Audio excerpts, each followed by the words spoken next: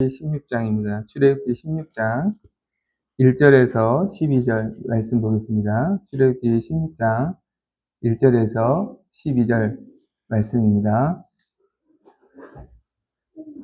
네. 출애굽기 16장 1절에서 12절 말씀. 우리 뒤에 있는 우리 사랑하는 우리 너무 예쁜 천사들, 네. 우리 천사들, 네, 우리 도화 천사, 네, 그래요. 우리 친구들 와서 너무 좋죠. 네, 네, 우리 천사들이 왔네요. 네, 네, 너무 예쁩니다. 네, 그래요. 네. 출애굽기 16장 1절에서 12절 말씀입니다. 출애굽기 16장 1절에서 12절 말씀. 출애굽기 16장 1절에서 12절 말씀. 한 절씩 교독하도록 하겠습니다. 이스라엘 자손의 온 회중이 엘림에서 떠나 엘림과 시내산 사이에 있는 신 광야에 이르니 애굽에서 나온 후 둘째 달 15일이라. 이스라엘 자손 온 회중이 그 광야에서 모세와 아론을 원망하여 이스라엘 자손이 그들에게 이르되 우리가 애굽 땅에서 고기 가마 곁에 앉아 있던 때와 떡을 배불리 먹던 때에 여호와의 손에 죽었더라면 좋았을 것을 너희가 이 광야로 우리를 인도해 내어 이 온 회중이 줄여 죽게 하는도다.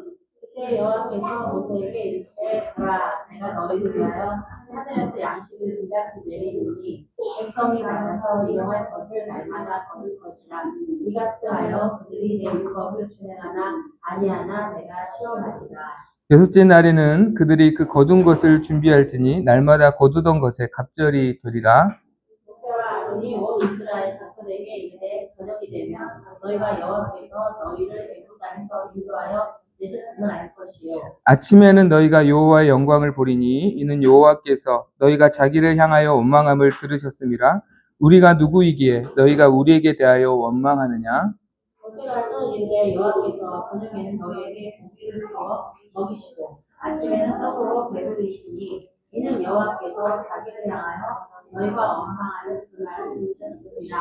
우리가 누구냐 너희의 원망은 우리를 향하여 함이 아니요 여호와를 향하여 함이로다. 모세가 또 아론에게 이르되 이스라엘 자손의 온 회중에게 말하기를 여호와께 가까이 나아오라. 여호와께서 너희의 원망함을 들으셨느니라 하라. 아론이 이스라엘 자손의 온 회중에게 말하되 그들이 가까이 너희의 원망이 그들 속에 나타나더라. 여호와께서 모세에게 말씀하여 이르시되 함께 했습니다. 내가 이스라엘 자손의 원망함을 들었노라. 그들에게 말하여 이르기를 너희가 해질 때에는 고기를 먹고 아침에는 떡으로 배부르니 내가 여호와 너희의 하나님인 줄 알리라 하라 하시니라. 아멘. 네. 네, 눈이 좀 부시네요. 불을 하나. 네. 네. 네.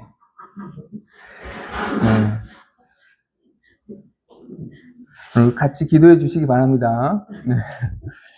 네. 오늘 말씀을 보면 하나님께서 이스라엘 백성을 출애굽 시키셨잖아요. 그러면 가나안 땅까지 목적지를 두고 이제 하나님께서 이스라엘 백성을 인도하시는데 가나안으로 가는 그 중간에 많은 문제들을 만나요. 많은 어려움들을 만납니다. 물론 출애굽했다라는 것은 하나님의 백성이 되었다는 거죠. 애굽의 종에서. 그렇죠. 우리도 마찬가지입니다. 우리도 예수 그리스도를 믿음으로 하나님의 자녀가 됐어요. 우리의 신분이 죄의 종에서 하나님의 자녀의 신분으로 여러분 예수 그리스도의 그 보혈의 공로로 바뀐 거예요. 그러면 우리가 천국에 이르기까지 그러면 하나님의 자녀는 아무 문제가 없을까? 아무 어려움이 없을까? 하나님의 자녀이기 때문에 아무 고난을 만나지 않을까? 그게 아니라는 거예요. 출애굽한 이스라엘 백성들은 가나안에 도착하기까지 많은 문제들을 만납니다. 우리가 지난주에 살펴봤던 물을 얻지 못하여서 겨우 마라라는 곳에 이르러서 물을 찾았는데 그곳에 물이 써서 또 마시지 못하는 문제를 만나죠. 우리가 뭐 이렇게 여름에 잠깐 더운 것도 엄청 괴로운데 마실 물이 없다면 얼마나 힘들었겠어요. 뿐만 아니라 오늘 말씀 보니까 1절에 보니까 애굽에서 나온 후 둘째 달 15일이라 첫째 달 14일 저녁에 출애굽했기 때문에 거의 딱 한 달이 된 시간이에요. 출애굽한 지. 그러니까 겨우 한 달이 됐어요. 한 달이 됐는데 먹을 양식이 부족한 거죠. 그러니까 이스라엘 백성이 양식의 부족함을 느껴서 이 문제를 만나서 하나님 앞에 원망하게 됩니다. 그러면 우리가 구원받은 자녀에게 다가오는 어려움과 문제는 하나님께서 그 고난을 통해서 우리를 하나님의 자녀로 만들어 가시는 도구라고 말씀드렸어요. 근데 지난주 마라의 쓴물도 그러한 도구로 하나님 사용하셨다고 말씀드렸습니다. 오늘도 마찬가지입니다. 이 양식의 부족함도 하나님의 사람은 떡으로 사는 것이 아니라 하나님의 입에서 나오는 모든 말씀을 먹음으로 그 말씀에 순종할 때 하나님께서 공급해 주시는 은혜로 산다. 이것을 가르쳐 주시기 위해서 하나님께서 이 시간을 허락하신 거예요. 그러니까 우리가 문제를 만날 때는 이 문제를 통해서 하나님이 나의 믿음을 더욱더 잘하게 하시고 이 문제를 통해서 하나님이 하나님 되심을 더 경험하게 하시려고 하나님이 이 문제를 만나게 하셨지만 결국에는 하나님께서 이 문제를 해결해 주신다라는 이 믿음으로 우리가 반응해야 되는 거죠. 그런데 이스라엘 백성은 어떻게 반응했냐면 하나님께 원망합니다. 2절을 보니까 이스라엘 자손 온 회중이 그 광야에서 모세와 아론을 원망했다. 이 원망이 무서운 게 뭐냐면요. 3절에 있어요. 이 원망이 어떻게 이어지는지 한번 보겠습니다. 3절을 함께 한 목소리로 합독하겠습니다. 다 같이 시작. 이스라엘 자손이 그들에게 이르되 우리가 애굽 땅에서 고기 가마 곁에 앉아 있던 때와 떡을 배불리 먹던 때에 여호와의 손에 죽었더라면 주었을 것을 너희가 이 광야로 우리를 인도해 내어 이온 회중이 줄여 죽게 하는도다. 자, 하나님을 향한 문제 앞에서 하나님을 향한 원망이 어떻게 이스라엘을 바꾸냐면 애굽에서 있었던 시절이 사실은 이스라엘 백성은 굉장히 비참한 시절이에요. 엄청난 노역을 했고 그곳에서 엄청난 학대를 받았잖아요. 그래서 이스라엘 백성들이 하나님께 부르짖었잖아요. 너무너무 힘들다고. 우리가 처음에 살펴봤잖아요. 그런데 당장의 문제 앞에서 그 과거에 힘들었던 애굽의 생활이 굉장히 좋은 것으로 이들이 과장되게 지금 기억하게 되는 거예요. 그러니까 지금의 문제가 너무나 크게 보이니까 과거에 그렇게 비참했던 시간을 좋게 그들이 과장되게 생각해진다는 거죠. 우리가 신앙생활 하다 보면 어려움을 만나면 우리가 체중에 방황했을 때가 좋게 느껴지게 됩니다. 그때 사실 체중에 방황하면서 너무너무 괴로웠고 우리가 너무너무 사망의 골짜기를 걷는 것 같은 시간이었음에도 불구하고 그때가 좋았지 이렇게 착각하게 만드는 거예요. 그와 반면에 하나님의 은혜는 너무나 하찮은 것으로 여기게 만듭니다. 그래서 오늘 말씀 보니까 3절에 보니까 우리가 하나님이 우리를 이 광야로 인도해서 우리로 굶어 죽게 하신다.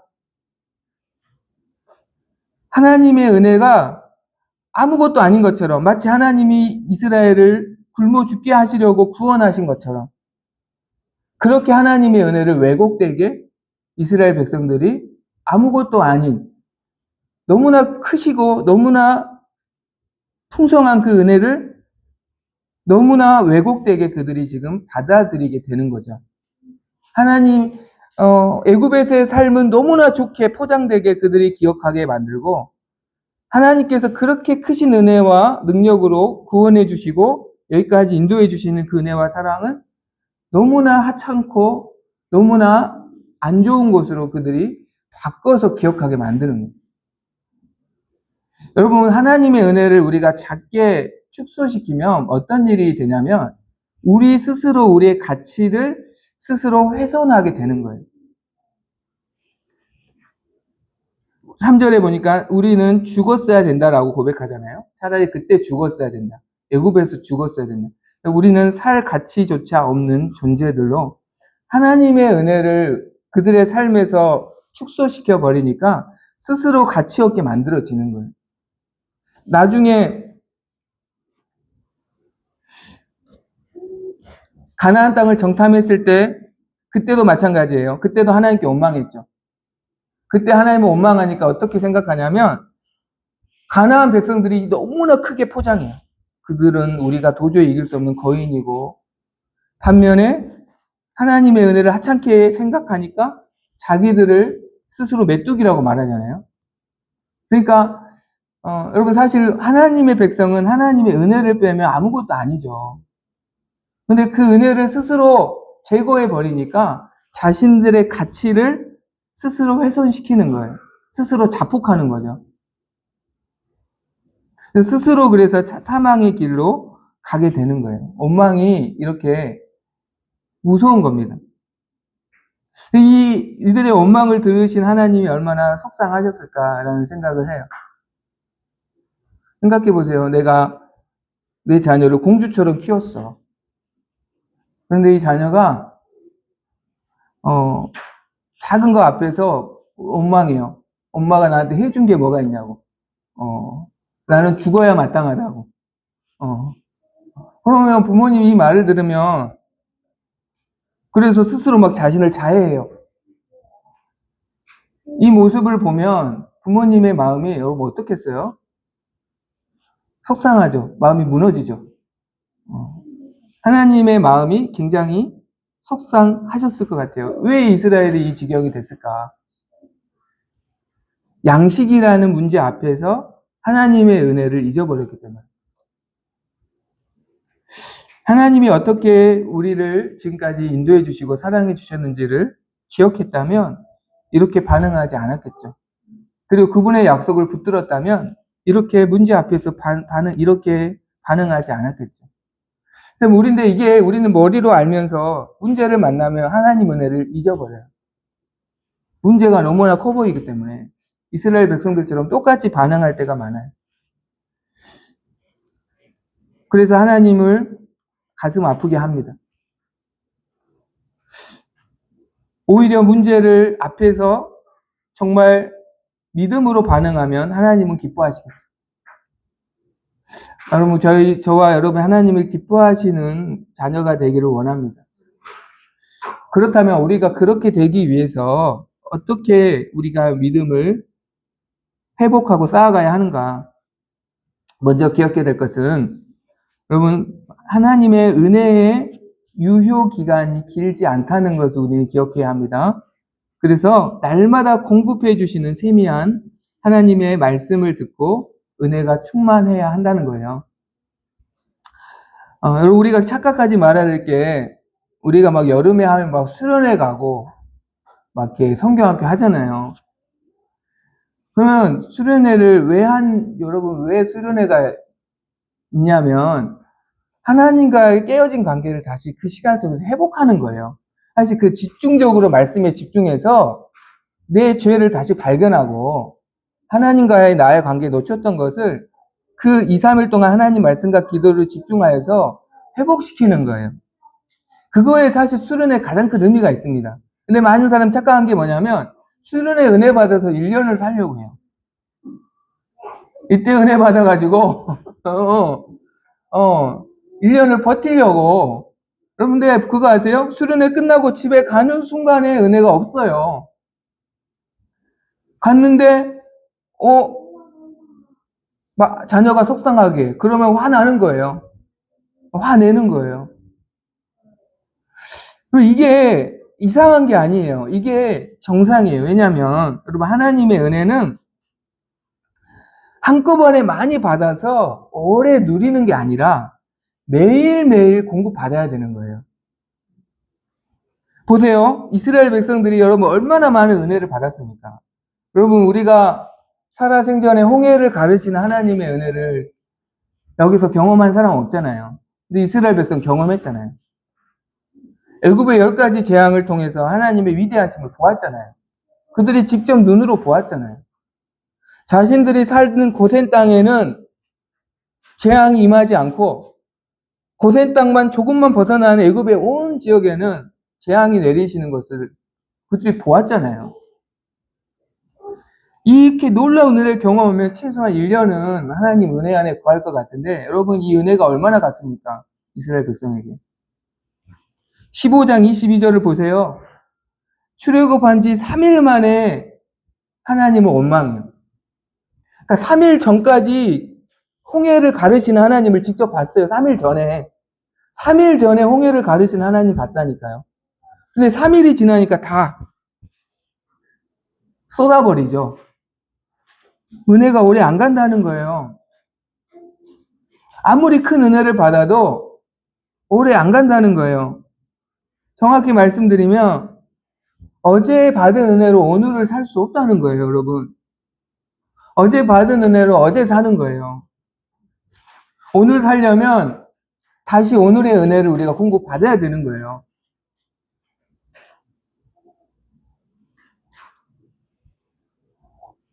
이게 만나를 먹는 것과 똑같습니다. 그래서 하나님께서 만나를 내려주시고 3절에 보니까 이 만나를 날마다 거두게 하시죠. 그리고 어제 배불렀다고 오늘 식사 안 하시나요?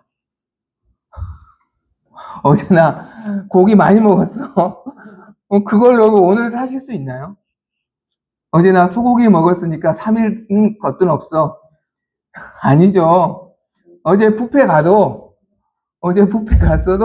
오늘 또 밥 먹어야 돼요. 어제 양식으로 오늘은 못 살아요. 어제 양식은 어제 잘 살기 위해서 주신 거고요. 오늘 양식은 오늘을 살려면 오늘의 양식을 먹어야 되는 거예요. 그래서 그것을 가르쳐 주시려고 하나님께서 만나를 내려주시고 절대 오늘의 만나를 내일까지 두지 말게 하십니다. 그러니까 만나는 매일매일 거두어야 되는 거예요. 그래서 내일까지 두면 만나가 냄새나고 썩어서 먹을 수 없습니다. 그래서 오늘 만나를 거둬서 오늘 먹는 거예요. 그게 하나님께서 만나를 내려주시고 매일매일 말씀하시는 음성이에요.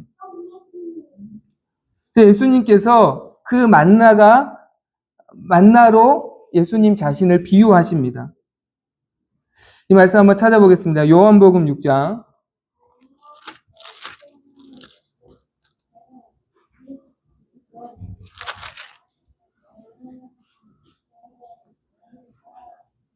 요한복음 6장 48절부터 51절까지. 요한복음 6장 48절부터 51절까지. 예수님께서 자신이 하늘에서 내려온 살아있는 떡이다. 자신을 생명의 만나로 비유하세요. 요한복음 6장 48절부터 51절까지. 함께 48절부터 51절까지 합독합니다. 시작. 내가 곧 생명의 떡이니라. 너희 조상들은 광야에서 만나를 먹었어도 죽었거니와 이는 하늘에서 내려오는 떡이니 사람으로 하여금 먹고 죽지 아니하게 하는 것이니라. 나는 하늘에서 내려온 살아있는 떡이니 사람이 이 떡을 먹으면 영생하리라. 내가 줄 떡은 곧 세상의 생명을 위한 내 살이니라 하시니라. 아멘. 자, 만나를 날마다 먹어야 이스라엘이 살 수 있었던 것처럼 하나님께서 이 땅에 오신 생명의 만나라고 말씀하십니다. 그런데 굳이 하늘에서 내려온 만나라고 예수님께서 자신을 표현하신 이유는 예수 그리스도의 생명의 말씀, 내가 내 살을 먹으라고 말씀하시는 것은 주님의 말씀을 먹으라는 거예요. 주님의 말씀을. 근데 주님의 말씀을 구원받을 때 한 번만 먹으라는 게 아니에요. 구원받을 때 한 번만 먹으라는 게 아니라 만나처럼 매일매일 먹으라고 말씀해 주시기 위해서 예수님이 하늘에서 내려오신 만나라고 우리에게 가르쳐 주신 거예요. 그러니까 이스라엘 백성들이 만나를 매일매일 먹었잖아요. 그것처럼 예수님의 생명의 말씀을 구원 받을 때만, 전도 받을 때만 그 말씀을 듣는 게 아니라, 먹는 게 아니라 매일매일 만나를 먹듯이 먹어야 우리가 영원히 산다라는 것을 가르쳐 주기 위해서 모든 문제 앞에서 그 말씀의 능력으로 승리할 수 있고 생명을 누릴 수 있다는 것을 알려주시기 위해서 자신을 하늘에서 온 떡이라고 만나로 비유해 주신 거예요. 그래서 우리는 매일매일 하나님이 내려주신 예수님의 말씀을 날마다 우리는 먹어야 하는 거예요. 그럴 때 오늘 닥쳐오는 문제 앞에서도 우리가 그 말씀을 붙들고 생명의 말씀으로 승리할 수 있는 거예요. 우리의 믿음이 생명으로 충만할 수 있는 거예요.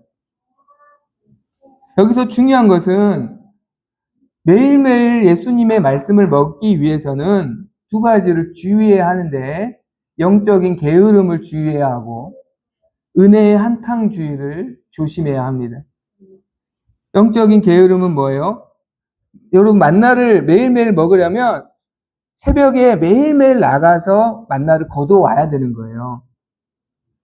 내일 안 나가려고 오늘 내일 것까지 거두어서 그러면 안 되는 거예요. 그럼 만나가 내일까지 보관이 안 됩니다. 마찬가지로 매일매일 말씀을 먹으려면 매일매일 내가 말씀 앞에 나아가야 되는 거예요. 매일매일 내가 예수님 앞에 나아가야 되는 거예요. 그래서 거두어야 되는 거예요. 누가 떠먹여 주기를 기다리면 안 되고 내가 그 말씀 앞에 나아가야 되는 거예요. 매일매일. 만나를 거두러 나가야 먹잖아요. 마치 이 말씀을 먹는 것이 시편의 기자가 시편 133편 3절에 보니까, 우리 말씀도 한번 찾아보겠습니다. 시편 133편 3절입니다.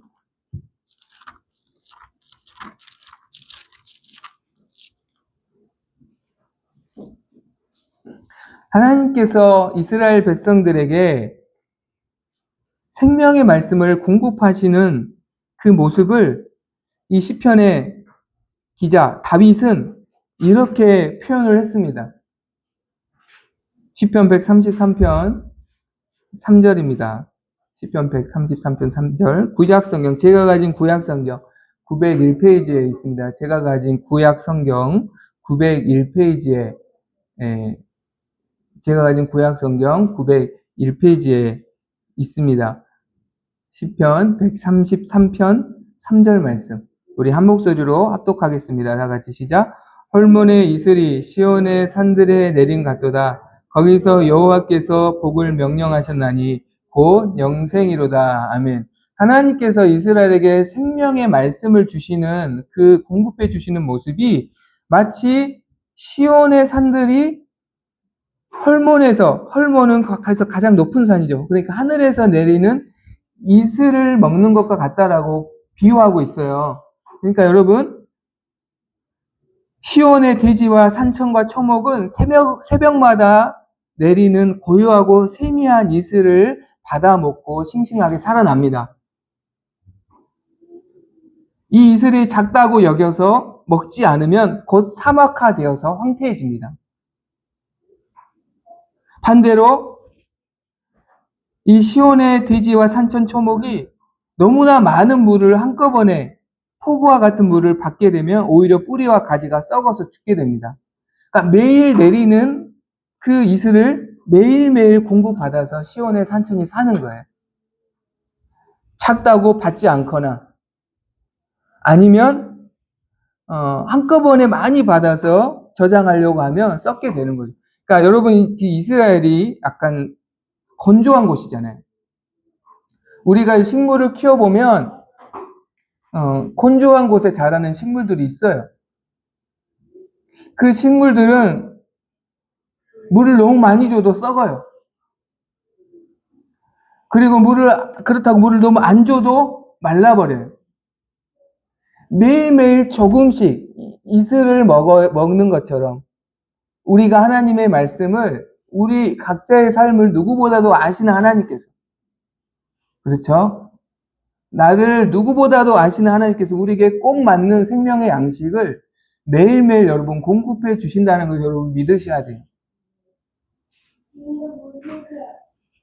그래서 그것이, 그 말씀을 보고 그 말씀을 내가 먹는 것이 그렇게 중요하게 느껴지지 않아서 그것을 영적인 게으름으로 하지 않게 되면 얼마 지나지 않아서 우리의 심령은 황폐해지게 됩니다. 메마르게 돼요.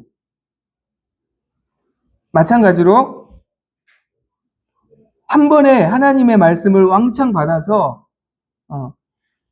내가 한 주간을 살아야겠다. 이렇게 해서도 안 되는 거예요. 그날 받은 말씀은 그날 사는 거예요.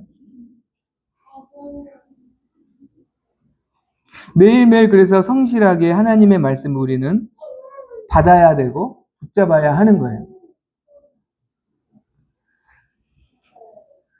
그래서 저는 그 큐티가 참 좋은 것 같아요. 네.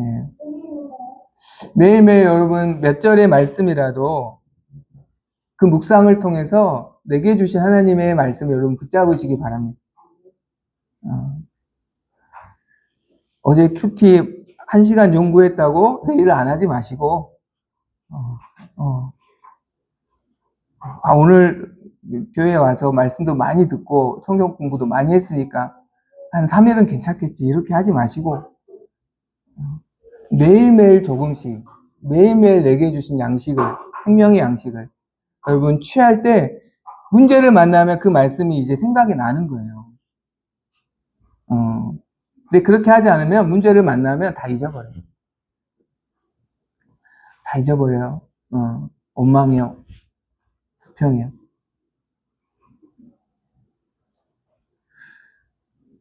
아주 단순하지만 이것이 우리가 승리하는 비결이라는 것을 여기 말씀하고 있습니다.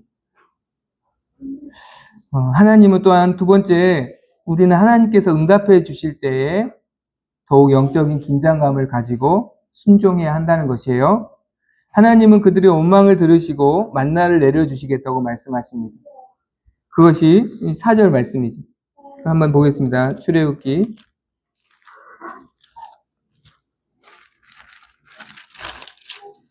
16장 4절 말씀.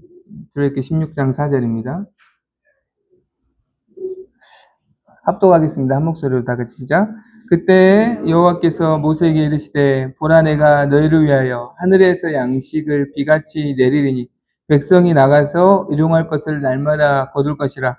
이같이 하여 그들이 내 율법을 준행하나 아니하나 내가 시험하리라. 아멘.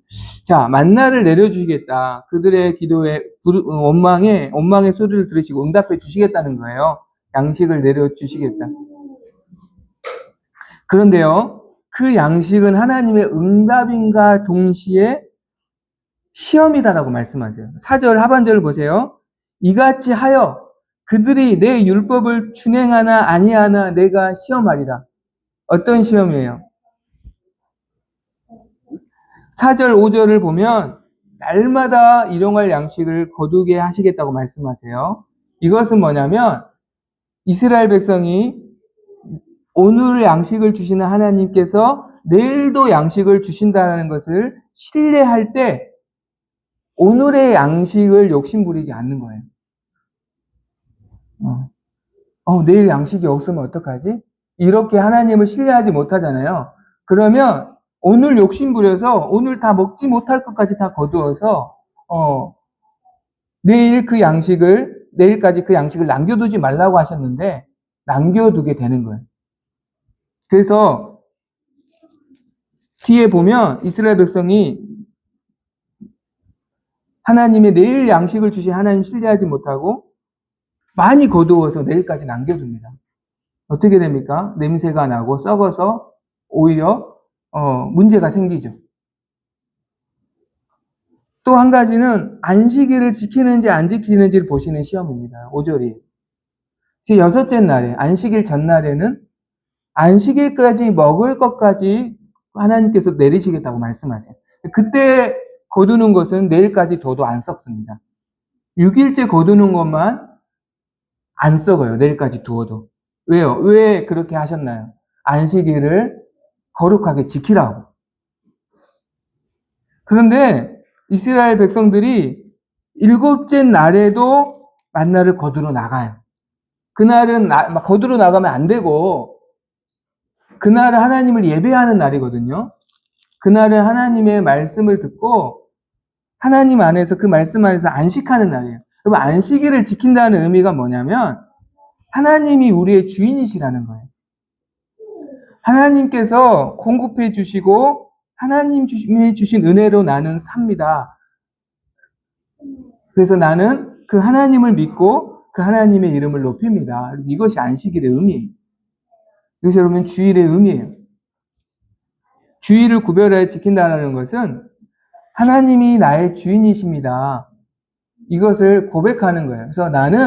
그래서 나는 하나님이 공급해 주시는 은혜로 삽니다. 이것을 고백하는 거예요. 그래서 이날 우리는 일하지 않고 하나님을 예배하는 거예요. 주님의 날로 지키는 거예요. 그러나 하나님 안 믿는 사람은 돈 벌어야죠. 자기가 주인이기 때문에. 그래서 돈 벌어야 되죠. 그런데 이스라엘 백성 모습 보세요. 하나님이 주인이셔서 그들의 필요를 다 공급해주고 계심에도 불구하고 안식일에 만나를 거두러 또 가잖아요. 그래서 하나님께서 27절, 28절 보면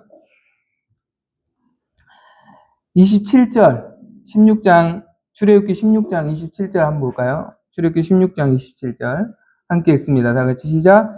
일곱째 날에 백성 중 어떤 사람들이 거두러 나갔다가 얻지 못하니라. 28절 여호와께서 모세에게 이르시되 어느 때까지 너희가 내 계명과 내 율례를 지키지 아니하려느냐. 그렇죠. 그러니까 이 만나는 하나님이 주신 응답인가 동시에 그들이 배고파하니까 하나님 내려주신 응답임과 동시에 그들의 믿음을 살피시는 시험이라는 거. 여러분 그래서 하나님의 응답과 시험은 여러분 언제나 함께 온다는 것을 여러분 기억하시기를 바랍니다. 하나님은 우리의 기도를 들으시고 응답해 주세요. 근데 그 응답을 우리가 어떻게 사용하는지를 보세요. 하나님이 주신 응답을 가지고 하나님의 말씀에 순종하는지 그렇지 않는지 하나님은 보세요. 물질을 구합니다. 하나님 응답해 주시죠. 근데 그 물질을 정말 하나님의 뜻대로 사용하는지를 하나님 동시에 보십니다. 그러니까 우리는 응답해 주실 때 더 긴장해야 되는 거예요. 아, 이것은 동시에 시험이구나. 그럼 아브라함에게 이삭은 응답인가 동시에 시험이에요. 정말로 아브라함이 하나님을 사랑하시는지 이삭을 통해서 하나님 보셨어요. 그 이삭을 바쳐라. 정말로 너가 아들보다 나를 정말 사랑하는지 하나님 보셨죠. 아브라함이 그 테스트를 통과했죠.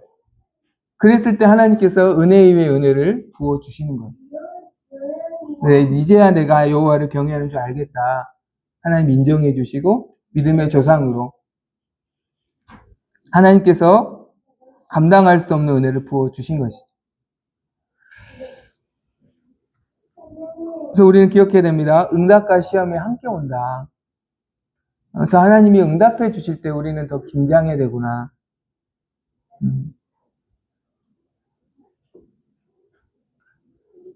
오만해지거나 교만해져서 하나님의 말씀을 잊어버리거나 믿음을 저버려서는 안 되구나. 더 영적인 긴장감을 가지고 하나님 뜻을 구하고 하나님 말씀에 순종할 수 있는 우리 모두가 되기를 소망합니다. 그럼 마지막으로 여러분 우리는 하나님을 시험과 원망함으로 경험하는 것이 아니라 하나님을 신뢰함으로 순종함으로 하나님을 경험할 수 있기를 바랍니다. 12절 말씀 보면 하나님은 이스라엘 백성의 원망함을 들으시고 만나와 고기를 주시겠다고 말씀합니다. 사실은 말도 안 되는 거예요. 이렇게 원망해서 이렇게 하나님께 반응해서는 안 되는 거예요. 그렇죠? 하나님 은혜를 생각하면 그럴 수 없는 거예요. 그런데 하나님 그렇게 해주십니다.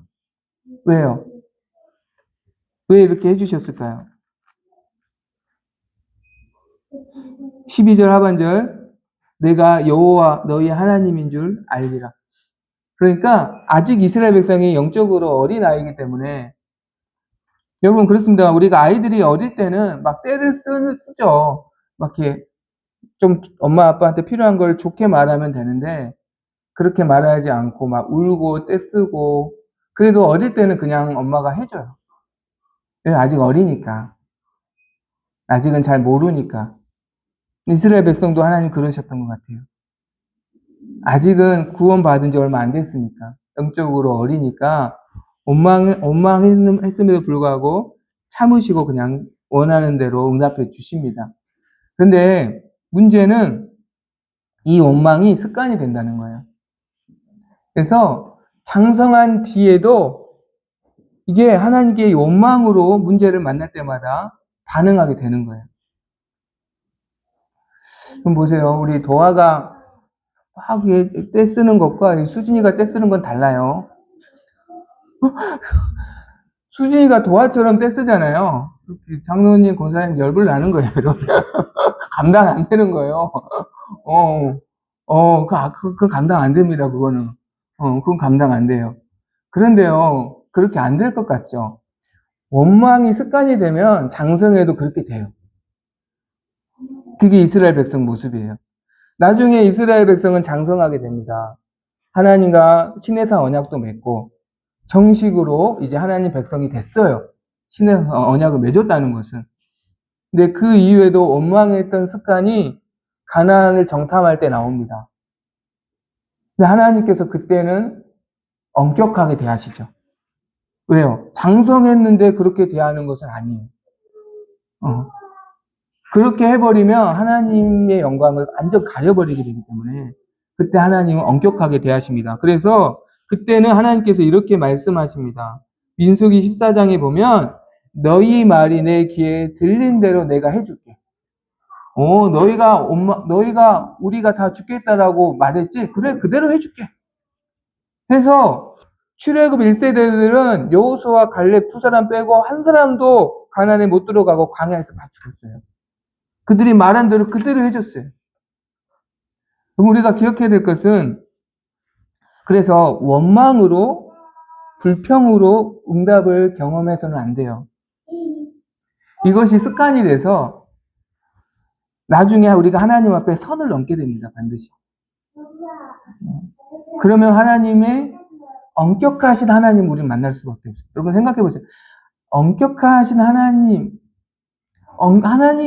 엄격하신다고 하면 하나님 앞에 설 자가 아무도 없어요.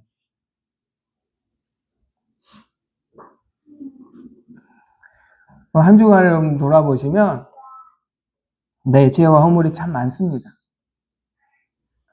근데 하나님께서 긍휼히 여겨주셔서 덮어주셔서 참아주셔서 우리가 이 자리에 있고 하루하루 살 수 있는 거예요. 근데 그 하나님이 엄격하시잖아요. 아무도 설 자가 없어요. 아무도 설 수 없어요. 그럼 엄격하신 하나님 여러분 만나기를 원하십니까? 아니죠. 사랑과 은혜의 하나님, 긍휼의 하나님을 우리는 날마다 만나야 되는 거예요. 그러려면 이 원망이 습관이 되지 않게 우리는 원망으로 응답을 받는 것이 아니라 하나님 앞에 하나님을 경외함으로 하나님 말씀에 순종함으로 하나님이 주시는 은혜를 경험해야 돼요. 하나님 말씀에 여러분 순종할 때 주시는 응답을 여러분 받으시기를 바랍니다. 그 응답을 받으면 응답도 중요하지, 응답도 기쁘지만 하나님이 어떤 분이신지를 더 깊이 알게 돼요. 그래서 그 응답을 통해서 우리의 믿음이 자라게 됩니다. 그러나 원망으로 응답을 받으면 성장이 더뎌요. 왜요?